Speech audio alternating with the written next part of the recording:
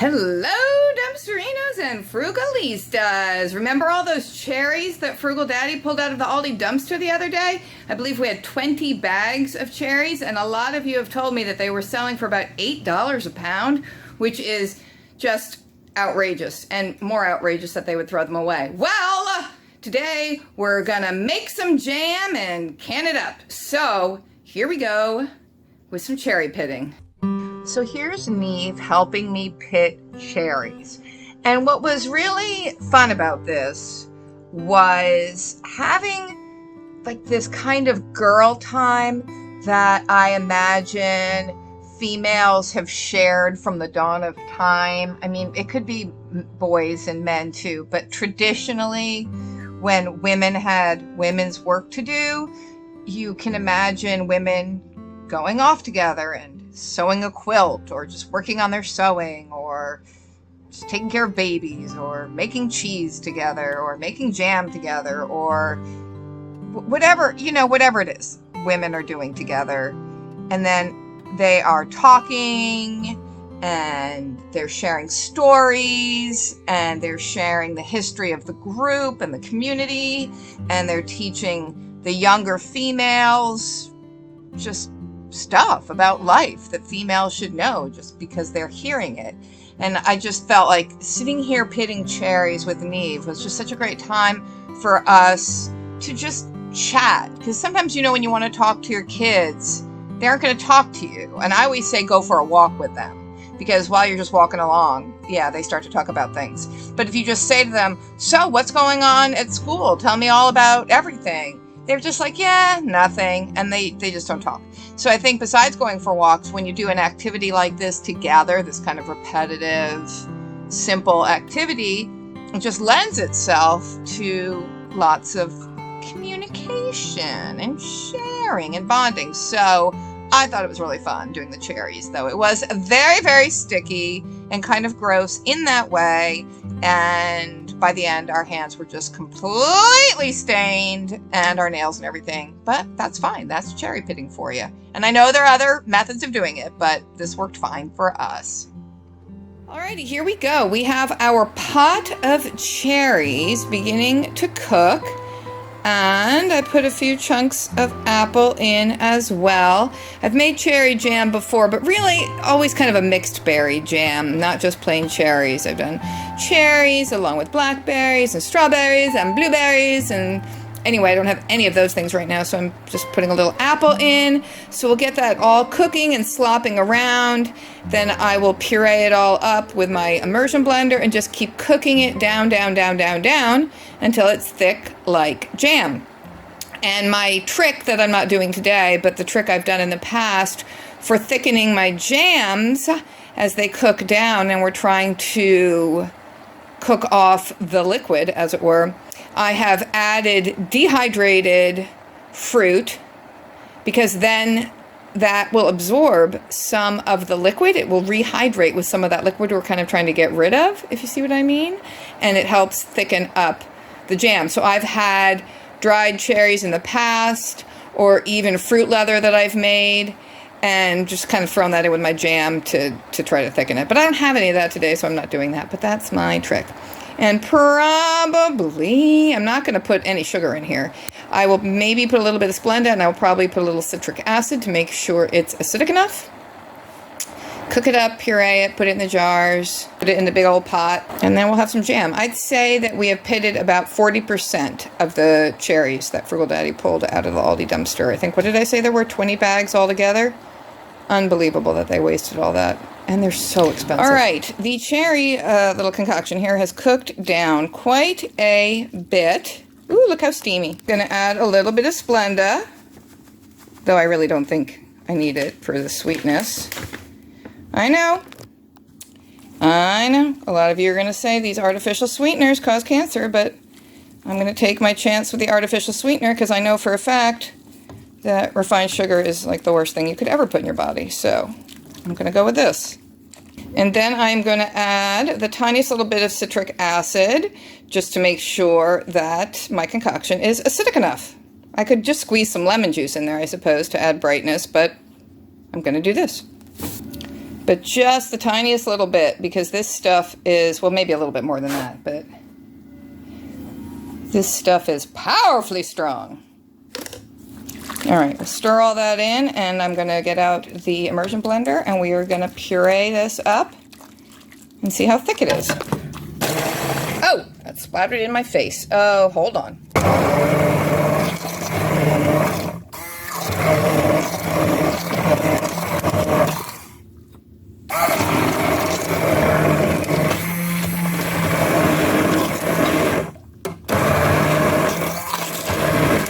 Alrighty, it's all pureed up, and I could hear that I had some pits in there, and I'd love to be able to fish them out. Oop, wait, that might be one. It's pretty thick. I'm satisfied with its thickness, and I tasted a little bit because I squirted it all up in my face, and it tasted better than I expected, I have to say. It tastes pretty good. I know it's very, very dark in color, isn't it? The beautiful, deep, dark, jewel tone of purple. All right, anyway, so now we're gonna get our little jammy jam jars all set up and ready to fill, and we'll get our little canning potterino going. Okay, here we go with our jar situation. Our little jars. Thinking a ladle is going to work better than a spatula, so we're just going to try to fill up the jars with our jammy jam puree, and maybe have about, I don't know, somewhere between 1/4 of an inch and 1/2 an inch of headspace. And we'll probably process them for about at least 20 minutes. I kind of over process everything, but I think with jam, it's certainly not going to hurt it to be in the canner longer.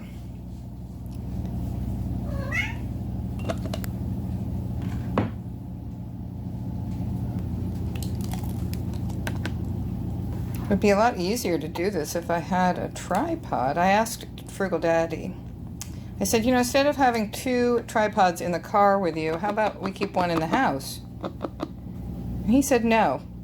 I was like, what do you mean no? No is never the answer to a mommy. Hence, I am holding my phone and doing this one-handed, but obviously doing a fabulous job. Ooh, that one's pretty full.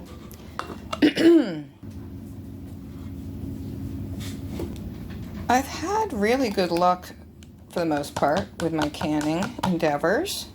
I don't always follow the recipes, but I think I follow the principles.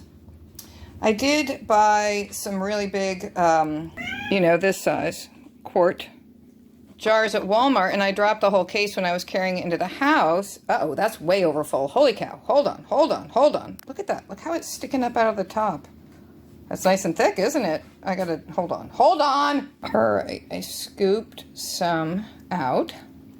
So I need to wipe off my rims. So I dropped the quart jars on the way into the house, and none of them broke. I thought they were okay. But then in the canning pot, clearly they had been cracked because they just fell apart. They just kind of, well, I don't want to say exploded because it wasn't really explosive per se, but they just broke all over the place, and it was such a big mess. So you really do not want cracked jars. So we want to make sure, yeah, make sure those rims are nice and clean. Okay, I had to put the phone down for a second because I really needed 2 hands for that rim job. So now we're going to put on our lids, which are all new. And I know people are going to say you can't reuse lids. Though I have seen canning people say, oh yeah, sure, you can absolutely reuse your lids. And I have I have in the past reused lids and had it work out fine. So, but I've also reused lids and had them not seal. So you just never know. You got to be prepared for a failure, but sometimes it works. But these are all new. And we're going to put our bands on.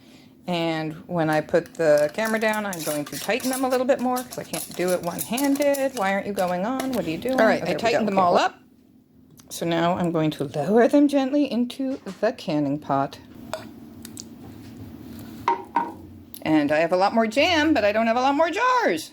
So I will just put that in other containers, like this jar, which I think was a pickle jar, and just put it in the fridge.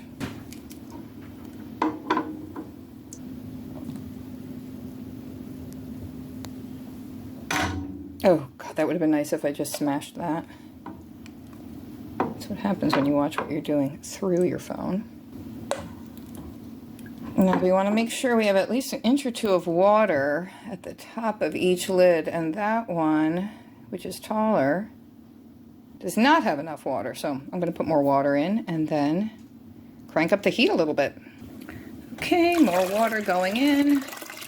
Obviously, if the water was boiling hot, I wouldn't do this, but that looks like plenty of water. I know my measuring system is very scientific. So I don't crank the heat up too much right away. I do it little by little to bring the pot up to a boil. I don't want to shock anybody in the pot. All right, so once we have a rapid boil, we'll start to time it. I'll set the timer for 20 minutes. Then I'll probably walk away and forget about it for a while and come back in like an hour and think to myself, okay, yeah, that's probably done. Also with your leftover jam, which I'm going to have a lot more than that because I have a ton more cherries to go through. But once you have it pureed down like that, you can spread it on parchment paper, on a cookie sheet, put it in your oven at its lowest setting. I think you're supposed to do it at like 120, but my lowest setting is 170. And you make your own fruit leather, which then either you can just eat as fruit leather or you can use it later to thicken up other jams. Because basically what you have is just little strips of very, very, very dehydrated fruit. I gotta find a lid for this jar because this is the one I'm just gonna use right away and put in the fridge. Alrighty, I say. They boiled for a good 20 minutes. I turned the heat off and let them cool down for actually quite a long time. And now we're going to bring them out.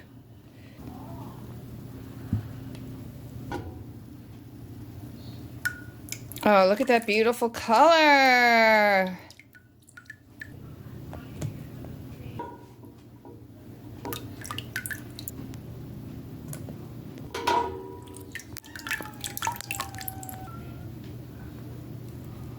Now we just wait for the pinging. There's jam on my chin.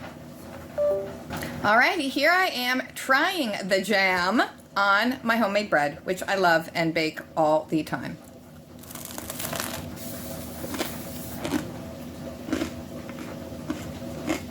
Pretty delicious, pretty fruity. I'm pretty happy with it.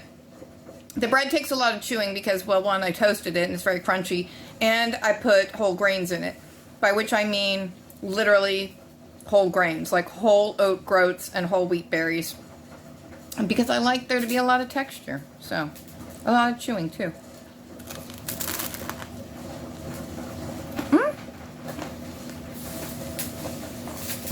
I also use my canned ghee on it instead of just like whatever fresh stick of butter's floating around, which I personally love. So I'm pretty pleased. Hopefully all my little jars are going to be ping, ping, pinging. And thanks for watching. That's what I do when I find all those cherries. Yay. Plus you can dehydrate them or freeze them, but you still have to pit them all.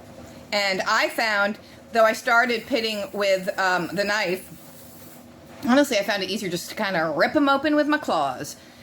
Just, it was faster. So messy, but who cares?